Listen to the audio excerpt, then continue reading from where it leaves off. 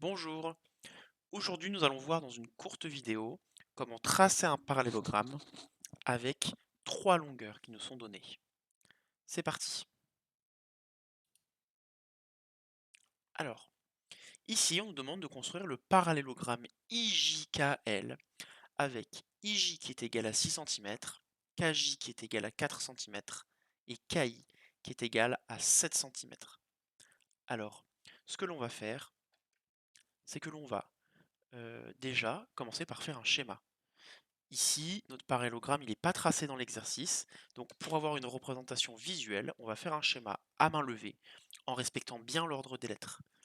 C'est parti. Schéma. IJKL, donc je vais tracer déjà un parallélogramme à vue d'œil. Un parallélogramme, ça ressemble plutôt à ça.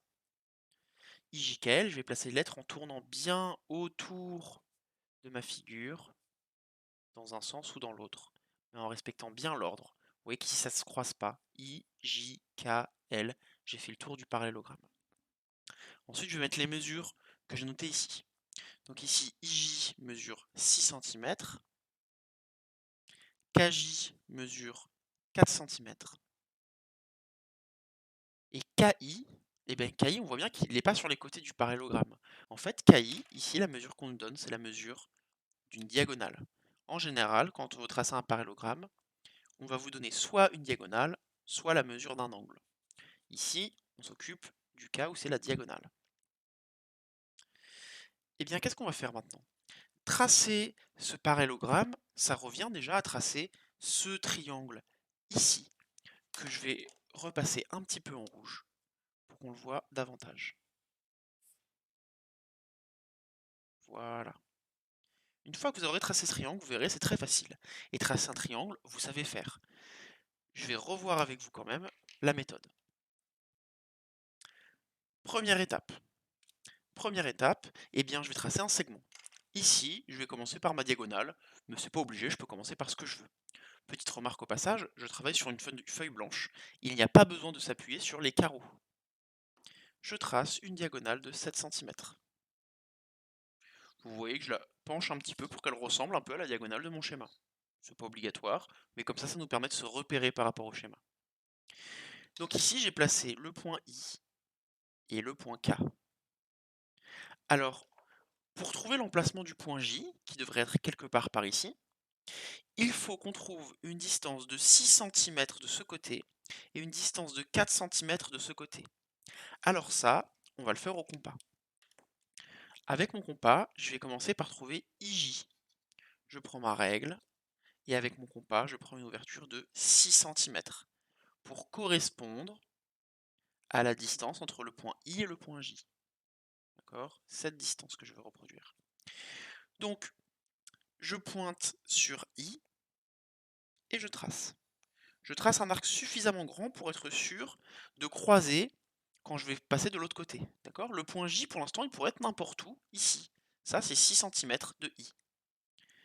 Maintenant, pour essayer de retrouver le vrai point J, eh bien, je vais mettre à 4 cm de K. Alors pour faire ça, je vais prendre ma règle et mon compas. Je l'ouvre à 4 cm. Et je peux donc tracer ici à 4 cm de K. Alors je sais que pour vous, mon crayon ne se voit pas très bien. Donc je vais l'appuyer davantage. Vous voyez normalement qu'on obtient une croix au crayon de papier. Je pense que tout le monde devrait la voir. Cette croix, vous ne l'effacez surtout pas après. C'est ce qu'on appelle les traits de construction. On veut les garder pour que votre professeur puisse savoir ce que vous avez fait. Maintenant qu'on a trouvé le point J, on n'a plus qu'à relier. Alors jusque-là, c'était ce qu'on savait déjà faire, c'est-à-dire tracer un triangle. Et maintenant, eh bien, pour terminer ce parallélogramme, vous allez voir c'est enfantin, on va se servir des propriétés que l'on connaît du parallélogramme. Alors, on pourrait par exemple refaire les deux croix qu'on vient de faire ici, de l'autre côté. Puisque ça fait 4 cm, ça fait 4 cm aussi. Puisque ça fait 6, ça fait 6 aussi. D'accord? Donc c'est ce que l'on va faire. On va reprendre cette distance en haut. Pas besoin de le prendre avec la règle puisque je l'ai déjà faite. Je prends cette distance en haut et je la reporte en bas. Ben oui, puisque les côtés opposés ont la même longueur. Je vais appuyer plus fort dès le début. Ensuite, on prend cette distance ici, JK, et on va la reporter à gauche.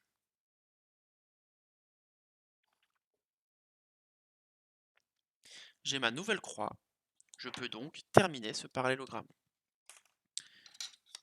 en reliant le point I et le point L, le nouveau point que j'ai trouvé, le point K et le point L. Finalement, c'est assez ressemblant à mon schéma.